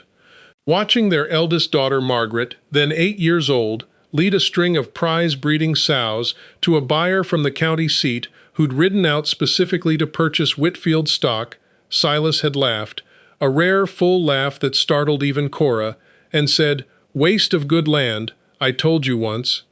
Biggest fool thing I ever said in my life, and I've said plenty. And Korah, watching her daughter work the herd with the same calm, unhurried competence she'd once shown a stranger at a fence line herself, had felt the whole arc of the last 9 years settle into place around that one transformed sentence, like a key finally turning in a long-stuck lock. Not every thread of the old conflict resolved into such easy warmth, and here the story's final honesty asserted itself, because Korah had learned early, from her own hard exile, that not every wound heals simply because enough good years have passed over it. Elias Pruitt died in the 11th year of Korah's marriage, of a heart seizure at his store counter, having never once written to acknowledge the schoolhouse dedication or the newspaper notices or any of the plain evidence, delivered to him second-hand for over a decade, that the niece he'd exiled had built something considerably more lasting than the marriage arrangement he'd once tried to force on her. Korah received the news by letter from a cousin she barely remembered, read it standing at her own kitchen table with her children's noise carrying in from the yard, and felt, to her own surprise, less anger than a kind of tired, settled grief for the family she'd never really had, and now would never have at all. She did not attend the funeral. 11 days hard travel each way with 3 children and a tavern to run, and did not regret the choice, though she kept, for the rest of her own life, the single letter Pruitt had written her in that first difficult year, unanswered but unburned, as if some part of her had always understood that a full accounting of where she'd come from required keeping even the ugliest of its documents. Thomas Ledger's own reckoning came more slowly and, in its way, more completely. His business in his home county collapsed within a few years of Pruitt's cooling patronage, and word reached Cora only occasionally and second-hand over the following 2 decades, that he had drifted from town to town across 3 states, never quite settling, never quite prospering, his early sense of entitlement having curdled, by all reports, into a bitter and friendless middle age. It was Josiah Aldridge, oddly enough, whose story arced towards something closer to redemption, though it took him the better part of 15 years to travel that distance. He remained banker in Coldwater Ridge for another decade after the water rights defeat, chastened by that public humiliation into a more cautious and, in time, more genuinely useful relationship with the county's ranchers and tradespeople, extending credit more even-handedly than his younger, hungrier self ever had, and it was Aldridge himself, in the 18th year of Cora's residence in Coldwater Ridge, who approached her directly. An old man by then, his hair gone entirely white, his manner stripped of its old, cold precision, to admit, plainly and without excuse, that he had spent the whole of his younger career mistaking shrewdness for wisdom, and that watching what she had built over 2 decades, patiently and honestly, had taught him more about genuine value than every ledger he'd ever kept. It was not full friendship, even at the end, but it was, Cora recognized, as complete and as honest an accounting as a proud man like Aldridge was ever likely to offer, and she accepted it in the same plain spirit it was given, inviting him, that same evening, to stay for supper at Whitfield's table for the first time in 18 years, an invitation he accepted with visible and uncharacteristic emotion. By the time 30 years had passed since the morning Cora Whitfield raised her hand at a stock auction nobody expected her to bid on, Coldwater Ridge itself had grown almost past recognition from the dusty single-street settlement she'd first arrived in on a summer stage in 1877. The railroad had reached the county in the 20th year, laying track less than a mile from Whitfield's table, a development that Silas had first opposed on the old rancher's instinctive distrust of anything that brought strangers through faster than a stage line could, and that Cora had instead seen immediately as opportunity, working with the rail company's local agent to secure a proper depot stop, specifically because it sat close enough to the tavern and the smokehouse school to bring a new and steadier stream of travelers through their door. By the 30th year, the establishment that had begun as a single converted front room fed, on a typical Saturday, upward of 80 travelers and townsfolk, employed 11 people across the kitchen, the dining hall, and the smokehouse, and had expanded the old meeting hall twice more, most recently into a proper schoolhouse building separate from the tavern itself. Funded jointly by the county and by a standing endowment Cora and Silas had established from the tavern's own profits, specifically to ensure that no child in the county, regardless of a family's means, would ever be turned away from a proper education for want of a schoolhouse to hold it in. Their daughter Margaret, the eldest, had grown into a woman who inherited her mother's calm, unhurried competence so completely that by her late 20s she had effectively taken over the daily management of the smokehouse operation, expanding the curing methods her grandmother had first written down in a Missouri notebook into a small but genuine regional trade, shipping cured hams by rail as far as the state capital under the same plain, unornamented Whitfield's Table label her mother had first nailed to a fence post 30 years before. Ezra, named for the grandfather he'd never met, took after Silas instead, quiet and land-minded, expanding the Boone cattle operation on the family's combined acreage with a steady, careful hand, while the youngest, Nettie, showed an early gift for numbers that led her, in her 20s, into managing the tavern's books and the smokehouse school's modest endowment with a precision that would have satisfied even Josiah Aldridge in his most exacting younger years. A fact the old banker, alive still at 81 and a regular guest at the family's Sunday table by then, delighted in pointing out at every opportunity. The elder Nettie Sparrow, for whom the youngest Boone child had been named, lived to see her namesake grow into a young woman before she died peacefully in her sleep in the 24th year of Cora's residence in the county, at the considerable age of 75, having delivered, by the county's own rough count, well over 300 of Coldwater Ridge's children into the world across her long career. And having named Cora Whitfield Boone, in the last conversation the two women ever shared, as the truest friend of her entire life. A friendship that had begun over a strip of bacon, eaten standing in a doorway one cold November night, and had never once wavered across a quarter-century of shared work, shared grief, and shared triumph. Cora spoke at Nettie's funeral, one of only 2 public speeches she gave in her entire life, the other having been the schoolhouse dedication years before, and said of her old friend only that Nettie Sparrow had been the first person in Coldwater Ridge to look past a travel-worn dress and a disgraced family name and see, instead, the plain fact of a woman willing to work, and that everything Cora had ever built in this county rested, in the end, on that single act of one woman's clear-eyed generosity toward a stranger. Silas Boone himself lived to see his grandchildren begin to walk the same fence line where he'd once called a stranger's herd a fool's investment, dying at last in the 34th year of their marriage, in his own bed, with Cora's hand in his and all 3 of their grown children gathered close, of nothing more dramatic than the slow failing of an old rancher's heart after a long and, by any honest measure, deeply satisfied life. His last coherent words, according to Margaret, who sat closest, were an instruction to make sure the fence along the wash got mended properly before the spring thaw, a final, entirely characteristic expression of the plain, practical devotion that had defined the whole of his marriage to Cora from the very first evening he'd knelt beside her in a flooded spring channel and worked in silence until the water ran clear. Cora, widowed at 56 after 34 years, with a man she had once known only as a suspicious voice across a fence line, did not remarry, though she lived on at the Whitfield Boone property for another 18 years, active in the tavern's operation and the smokehouse school almost to the very end of her life, teaching her own granddaughters the same brine ratios her mother had first written down in Missouri 60 years before Cora herself was even born. In the last years of her long life, Cora Whitfield Boone became something of a local institution in her own right, the subject of the kind of gentle county legend that grows up around anyone who builds something lasting enough to outlive the memory of exactly how difficult the building once was.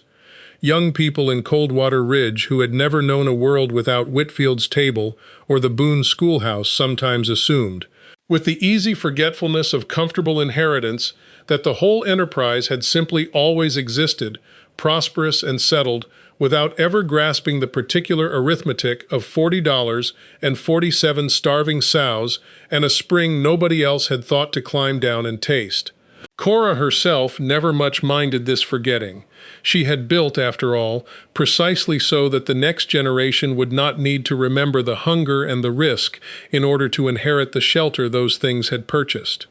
But she made certain, before her own strength failed her entirely, to sit down with her granddaughter Sarah, Margaret's eldest, showing every sign of the same unhurried, observant competence that had marked 3 generations of Whitfield women by then, and pass into her keeping the same small leather notebook that had traveled from a Missouri smokehouse to a Texas exile's trunk, to a tavern's back shelf across nearly 70 years of continuous use, its pages soft and dark with handling, its brine ratios and its Sunday shoulder smoking times still perfectly legible beneath 3 generations of handwritten additions in the margins. "You'll hear people in this county tell you I got lucky," Cora told Sarah that afternoon, the 2 of them sitting on the same porch step where Cora had once told Silas Boone the whole truth of her mother's inheritance nearly 50 years before. The notebook opened between them to a page of brine ratios in 3 overlapping hands.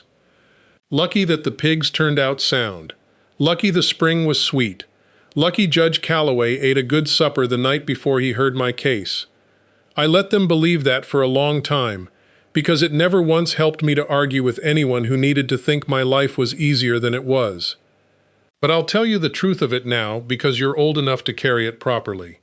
Luck is what happens when you're not paying close enough attention to notice all the small, unglamorous choices that actually built the thing you're calling lucky. I didn't get lucky with those hogs. I spent every winter evening of my childhood watching my mother's hands work a cure, until I understood it in my own hands before I ever needed to. I didn't get lucky with that spring. I climbed down into that wash myself the first morning I owned that land, because nobody else had bothered to look, and looking costs nothing but the will to do it. Everything after that was just showing up, every single day, whether or not anybody was watching, until the showing up added up to something nobody could call small anymore. That's the whole of what I have to leave you, Sarah. Not the notebook, though you should keep that too. The knowing that nobody's watching most days, and building anyway. Sarah Marsh. She carried her father's name, Della Marsh's grandson, having married into the family 2 generations after Della's own widowed years working the smokehouse alongside Cora, a small circling connection neither elder woman had ever quite gotten over remarking on with quiet pleasure, kept that conversation close for the rest of her own long life, and repeated its substance often enough, in her own turn, to her own children, and eventually her own grandchildren, that some version of Cora Whitfield Boone's words about luck and showing up became, without any of the family ever quite deciding to make it so, a kind of unofficial creed passed down through 4 generations of the Whitfield Boone descendants who continued well into the next century to run some version of the smokehouse trade and the tavern their great-grandmother had built from 42 sound sows and a dead man's worthless acreage. Cora Whitfield Boone died in her own bed, in the house Silas had helped her expand from a single collapsed room into a sprawling, many added onto homestead, on a cold, clear morning in her 74th year, with Margaret and Ezra and the youngest Nettie all gathered close, and with Sarah, then a young mother herself, holding the old leather notebook in her lap at the foot of the bed as though its presence alone might somehow ease the passage. The whole county turned out for her funeral, held at the family's insistence, not in the church but in the meeting hall she had built with her own hard-earned money and her own 2 hands, the same hall where she'd once faced down a banker's water rights challenge in front of 200 witnesses and settled it with a half-buried limestone marker rather than a single clever word. Judge Calloway's own son, a circuit judge himself by then, following his late father's practice of riding the same county route, delayed his own docket by a full day to attend, telling the gathered mourners that his father had spoken of Cora Whitfield's case and of the woman herself, more often across 30 years of retirement than any other matter he'd heard in his whole long career on the circuit, calling her, in the elder Calloway's own oft-repeated words, the plainest proof he'd ever encountered that justice, done right, was never really about the law at all, but about which party had built their case on something true enough to survive contact with daylight. The eulogy itself was given, at the family's request, by Ruth Callender, the same girl who had once helped serve Sunday crowds on a converted porch and had, over the decades, gone on to run her own smaller eating house 2 towns over, modeled entirely on Cora's example, before returning to Coldwater Ridge in her own old age to help manage the smokehouse school's later years. Ruth spoke, that day, not of the schoolhouse or the water rights case or any of the county's own well-worn legends about Cora Whitfield Boone, but of a single small memory from her own girlhood. The first Saturday the tavern ever opened its doors. 11 customers total.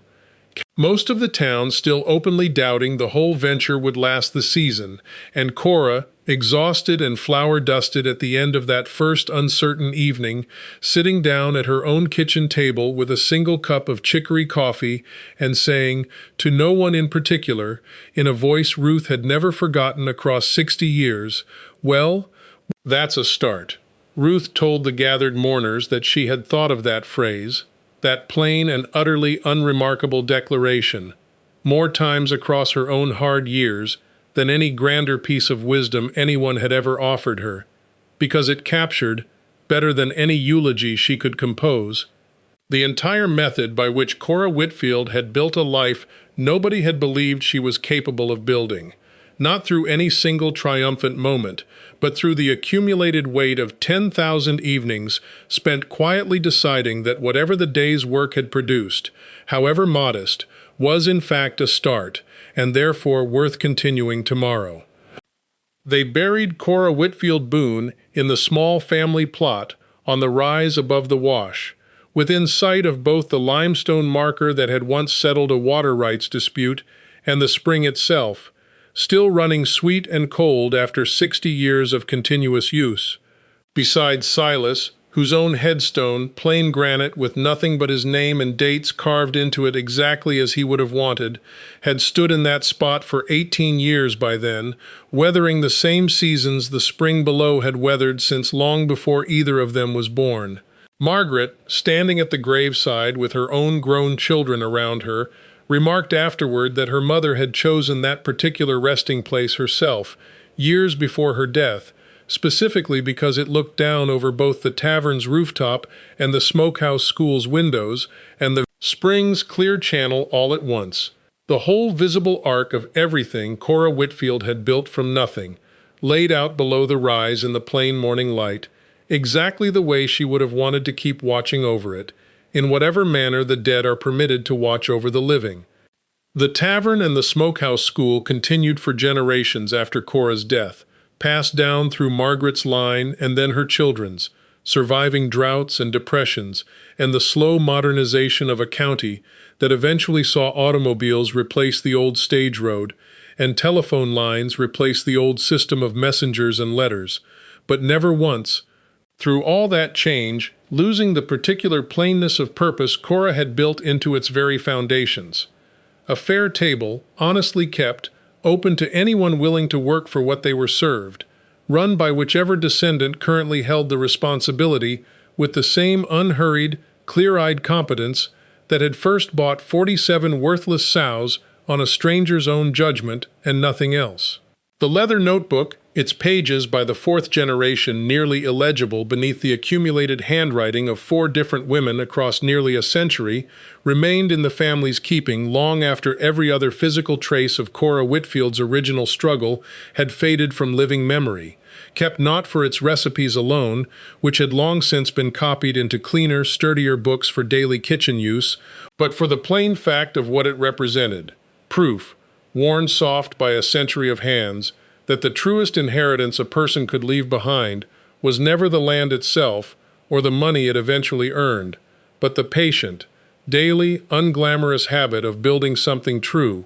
one evening at a time, whether or not anyone was watching, until the true things spoke for themselves. Agnes Kestrel's own place in the story of Coldwater Ridge deserved, in Cora's later telling of it to her grandchildren, more careful accounting than the county's simpler legends ever gave her, because Agnes had never been merely the town gossip of easy caricature, however much that single note had defined her in Cora's first difficult year. She had run the boarding house alone since her own husband's death 11 years before Cora's arrival, raising 2 sons on the strength of her cooking and her sharp tongue in roughly equal measure, and her instinctive suspicion of a Pruitt niece arriving under a cloud of family disgrace had been born,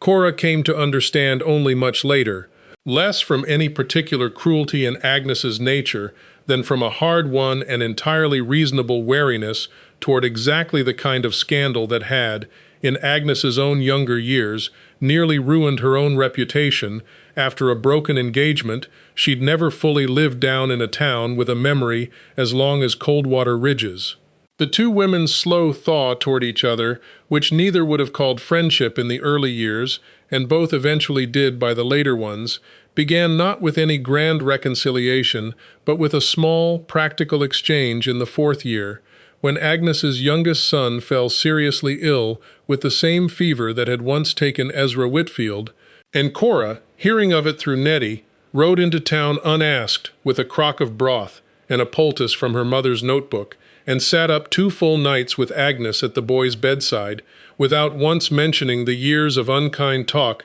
that had once passed between their 2 households.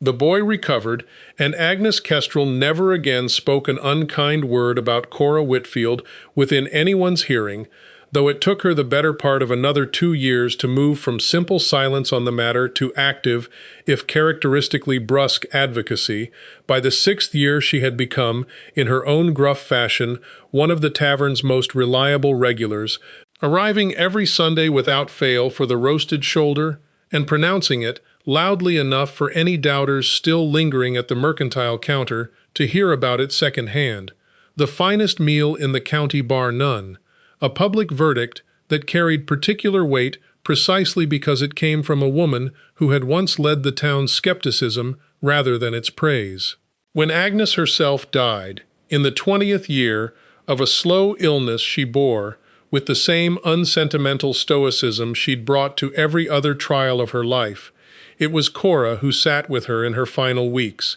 the two women having become, by then, genuinely close in the plain, undemonstrative way that frontier friendships were mostly built. And it was Cora who inherited, at Agnes's own specific request, written into a will the old woman drew up with Higgins's help, the boarding house's modest collection of recipe cards, a gesture both women understood, without needing to say so aloud, as Agnes's own quiet and final acknowledgement of everything her early doubt had cost her the chance to appreciate sooner.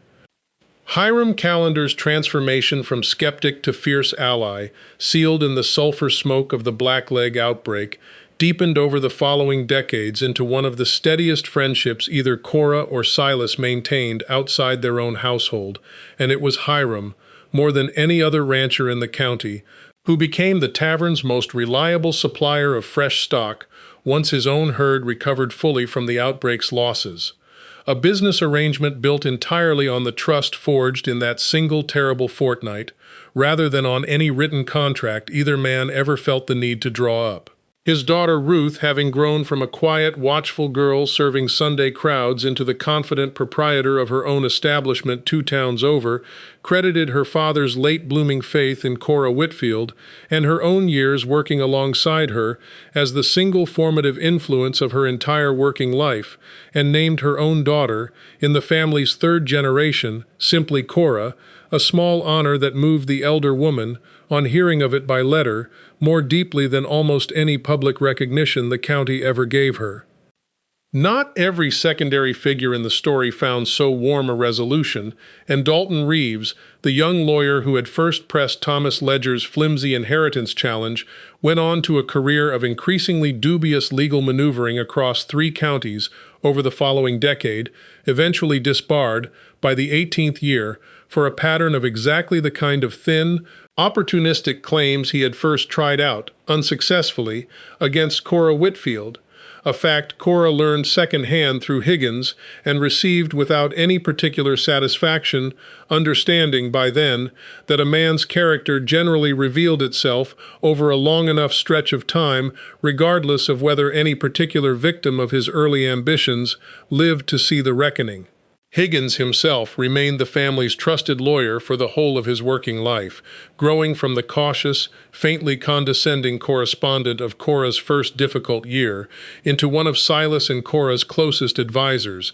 and, eventually, a frequent guest at the tavern's own table, where he liked to tell newer patrons, with the particular pride of a man who felt he'd played some small part in a genuinely good story, that he had once badly undervalued a certain parcel of scrubland and 40 acres, and had never in his subsequent career made quite the same mistake twice. The particular texture of those early years, the ones that came before the schoolhouse, and the marriage, and the water rights case, when Cora's whole life still hung on whether 42 thin sows would fatten through a single hard winter, remained, for Cora herself, the seasons she returned to most often in memory across the long decades that followed, not because they were the happiest of her life, but because they were the ones in which every single day's outcome still felt genuinely uncertain,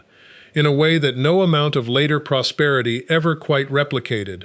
She remembered, with a clarity that never dimmed, the particular cold of that first November morning clearing the logjam in the wash by lantern light, the ache in her hands from splitting cedar shakes for a roof she couldn't afford to have built by anyone else,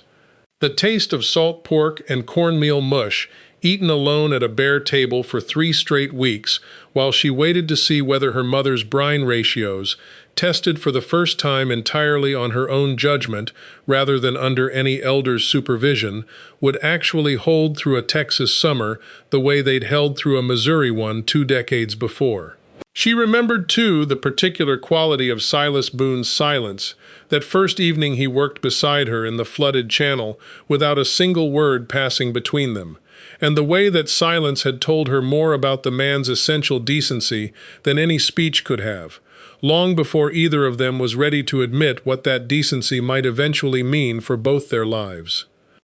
It was this early period, more than any of the later triumphs, that Cora chose to dwell on when Sarah, in that same final porch conversation over the leather notebook, asked her grandmother, with the particular bluntness of the young, whether she had ever truly doubted, in those hard first months, that any of it would work out the way it eventually did. Cora considered the question for a long moment before answering, turning it over with the same careful, unhurried honesty she brought to every hard question in her life. "Every single night," she said finally. "I doubted it every single night that first winter, lying awake listening to the wind, wondering if I'd spent the last of my mother's inheritance and my own good sense on a pen full of animals too far gone to save. Doubt isn't the opposite of what I built, Sarah.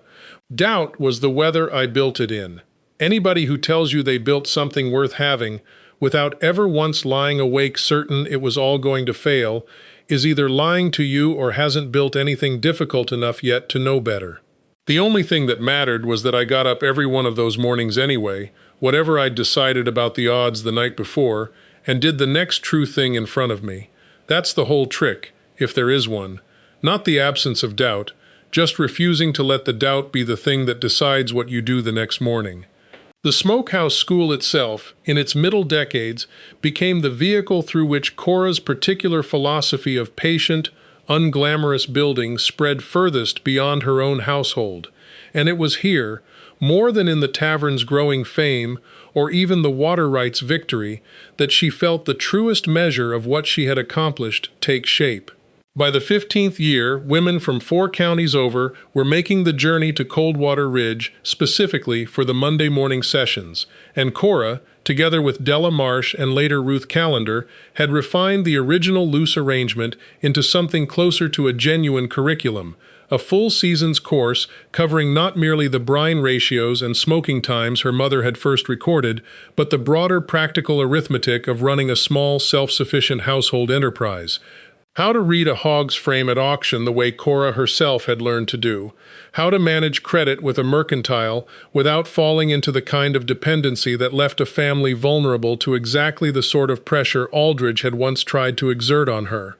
How to keep a ledger honestly and read it clearly enough to know, at any given moment, precisely how much hardship a family could actually weather before real trouble arrived. She never charged a fee beyond materials for any of it, holding fast to the conviction, formed in her own hardest year, that knowledge hoarded for competitive advantage was worth considerably less, in the long accounting of a life, than knowledge freely given and multiplied outward through a whole community's improved fortune. Several of the women who passed through the Smokehouse School's Monday sessions over those middle decades went on to build their own small enterprises modeled directly on Cora's example, a fact she tracked with quiet satisfaction across the years through the letters that arrived, with some regularity, from as far afield as the state capital and, eventually, from towns in 2 neighboring territories, a widow in a played-out mining town who'd built a boarding house kitchen into a modest local institution using nothing but Cora's brine ratios and her own hard work. 2 sisters in a river town 80 miles south who'd started a smokehouse trade of their own after a single season learning at Cora's own table. A young woman, barely older than Ruth Callender had been at the start, who wrote simply to say that she'd heard Cora's dedication speech secondhand, repeated by a traveling drummer who'd eaten at Whitfield's table and carried the story onward the way stories travel across frontier distances, and that the words about building one true thing at a time had given her the nerve to open her own small enterprise after 2 full years of talking herself out of it. Cora answered every one of these letters personally, in a hand that grew steadily less certain as her own years advanced, but never once grew less warm, understanding that the particular debt she owed to Nettie Sparrow's early, unhesitating faith could only properly be repaid by extending that same faith outward to whichever stranger next needed it most. The county itself changed considerably across the span of Cora's long residence in it, in ways both large and small that she watched unfold with the same clear-eyed attention she brought to everything else. The old dirt track that had first carried her, on foot, leading 42 reluctant sows in the dark, was graded and widened in the 10th year, then partially paved in the 25th, then finally given over entirely to automobile traffic by the time of Cora's own old age. A transition she found more curious than troubling, though Silas, in his own final years, grumbled steadily about the noise and the dust the new machines kicked up along a road he still thought of, privately, as belonging more properly to horses and cattle than to anything running on rubber and gasoline. The church that had once doubled as courthouse and schoolhouse both grew into a proper standalone building in the 12th year, freeing the meeting hall Cora had built specifically for secular gatherings and for the school Silas had first proposed. And by the 30th year, Coldwater Ridge had grown enough, on the strength of the railroad depot and the steady trade the tavern and smokehouse school brought through, to support a proper bank building of its own, a fact Josiah Aldridge, in his own long final years, took considerable and entirely justified pride in, having built, alongside his own late-life reconciliation with Cora, a more genuinely useful banking practice than the sharp, self-interested young man who'd once tried to seize her spring through legal technicality would ever have believed himself capable of becoming. Cora's relationship with her own children, as they grew from the small, noisy presences of her middle years into adults carrying forward her life's work in their own distinct ways, remained throughout marked by the same plain, unsentimental affection that had characterized her marriage to Silas. She was not, by nature or by the hard lessons of her own upbringing, a mother given to easy demonstrations of feeling, but her children understood, each in their own way, that her particular manner of expressing love ran through action rather than declaration, through the steady, daily fact of having been taught, patiently and without impatience, everything she herself had once had to learn the hard way. Margaret, in later years, told her own children that she had never once, growing up, doubted her mother's love, despite Cora rarely speaking of such things directly, because she had watched her mother get up before dawn for 30 straight years, to check on a sick sow, or tend a smokehouse fire, or walk a struggling neighbor's fence line without complaint, and had understood, long before she had the words to articulate it properly, that this was simply what love looked like when it came from a woman who had built her entire life on the conviction that true things spoke for themselves far more reliably than declared ones ever could. Ezra Boone, the middle child, carried his own particular version of his parents' legacy furthest from Coldwater Ridge itself, expanding the family's cattle operation in his 30s into a genuine regional concern with holdings across 3 counties, but he never once, across a long and successful ranching career of his own, moved his own household away from the original Washside property where he'd been raised, building instead his own house within sight of both his parents' original home and the spring that had started everything, a choice he explained to his own children in later years, simply by saying that a man who had grown up watching his mother turn worthless land into a lasting inheritance understood, better than most, the particular value of staying close to the ground where a family's whole fortune had first been proven, rather than chasing some newer, unproven ground merely because it happened to be farther away. The youngest, Nettie Boone, inherited her namesake's gift for steady, unflappable competence under pressure, rather than the elder Nettie's medical calling specifically, applying it instead to the taverns and smokehouse school's finances with a precision that kept both institutions solvent through 2 subsequent economic downturns that claimed considerably larger and better capitalized enterprises across the wider region. A quiet financial stewardship that Cora, in her own final years, credited as privately as the more visible achievements of her other two children for having kept her life's work standing long after her own hands grew too unsteady to tend a smokehouse fire directly. It was, in the end, this particular quality,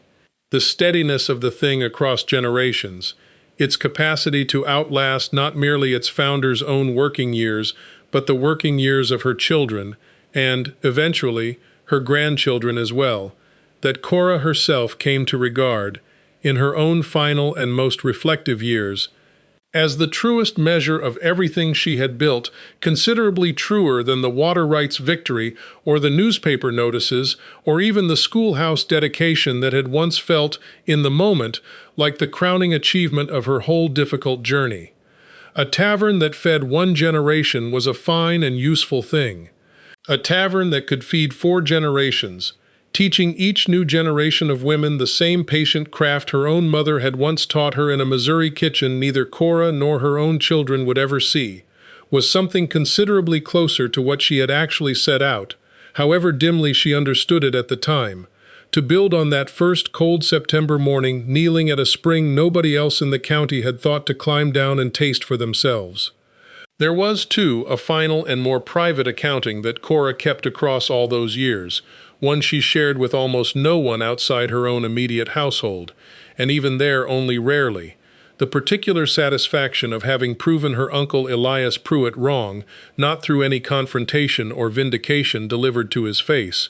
since she never once saw him again after the day he put her on a westbound train with $40 and no letter of introduction, but simply through the plain, accumulating fact of her own life, unfolding at a distance he never troubled himself to follow closely enough to understand. She had wondered, in her darkest nights that first winter, whether Pruitt might in some sense have been right about her, whether a disowned niece with no family standing and no dowry to speak of really was, as he'd implied in putting her on that train, a woman with nothing much to offer any decent arrangement, fit only for whatever meager charity a dead father's ruined ranch might provide. She never spoke that particular doubt aloud to Silas or to Nettie or to anyone else across the whole of her subsequent life, but she carried the memory of it, quietly, as a kind of private ballast against any temptation toward complacency in her later, more prosperous years.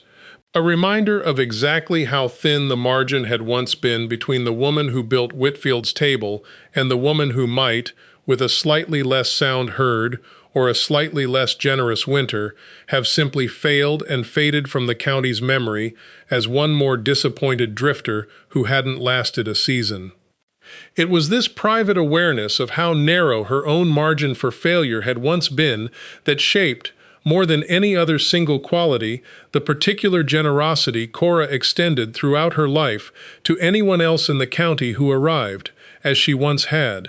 with more determination than resources, the smokehouse school's open door, the tavern's steady willingness to extend honest work to widows and strangers alike, the careful, unhurried patience she brought to teaching her own children and grandchildren, rather than simply expecting them to inherit competence the way they inherited land. She had been, on that first September morning at the auction pen, exactly one bad winter or one dishonest neighbor away from the same fate Pruitt had predicted for her, and she never forgot it, and the whole of what she built across the following decades stood, in the truest accounting she herself ever gave it, as a kind of ongoing argument against the particular cruelty of judging anyone's worth by their circumstances at the moment a stranger first happens to lay eyes on them.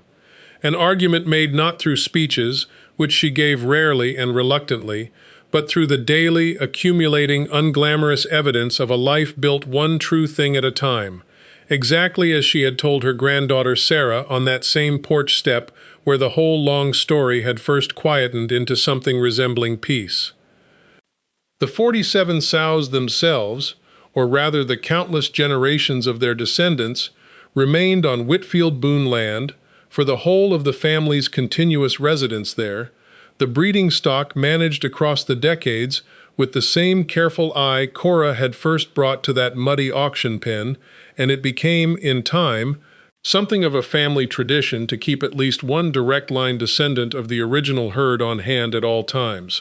a small sentimental practice that had no real economic justification by the family's later, more diversified decades of ranching and tavern keeping, but that none of Cora's children or grandchildren ever seriously considered abandoning, understanding, without needing to discuss it explicitly, that the pigs themselves had become, over the generations, a kind of living monument to the particular founding act of faith and judgment that had started everything. $40, 47 animals nobody else believed were worth the rope to hang them with, and one young woman's clear-eyed refusal to let anyone else's contempt determine the true value of what stood in front of her own carefully trained eye.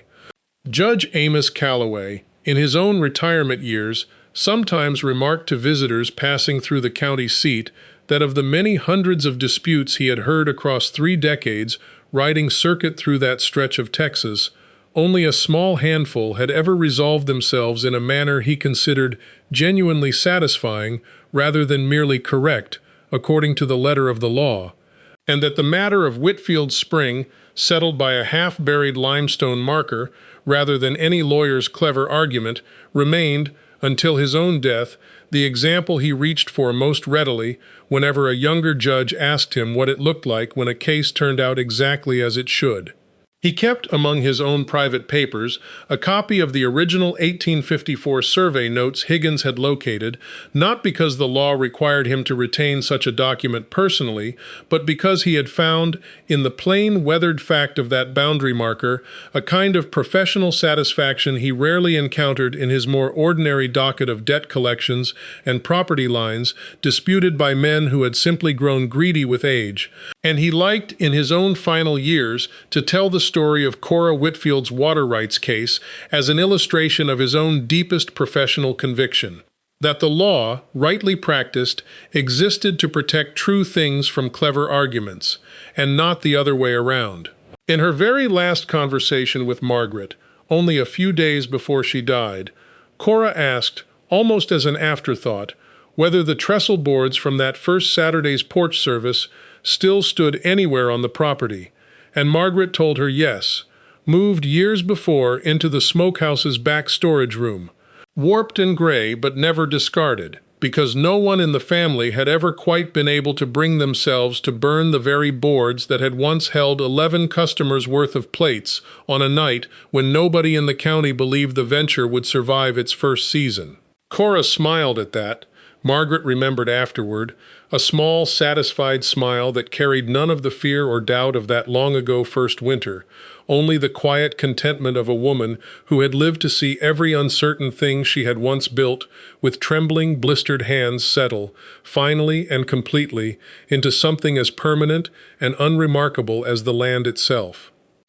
Ruth Callender's own granddaughter, the young Cora Callender, who had been named in the family's 3rd generation for the woman whose story her grandfather Hiram had once told and retold at every family gathering, grew up to become, of all things, the county's own schoolteacher. Standing at the front of the very schoolhouse, Silas Boone had first proposed running 2 mornings a week in a borrowed meeting hall, and she made it her own small tradition, every autumn, to tell her youngest students the story of the auction pen and the 47 sows and the spring nobody else had thought to climb down and taste, not as history exactly, since most of the children had grown up hearing some version of it from their own grandparents already, but as a kind of standing instruction in how a place like Coldwater Ridge actually came to be worth living in. Not through any single dramatic stroke of fortune, but through one woman's stubborn, patient refusal to let anyone else's verdict about her worth become the last word on the matter.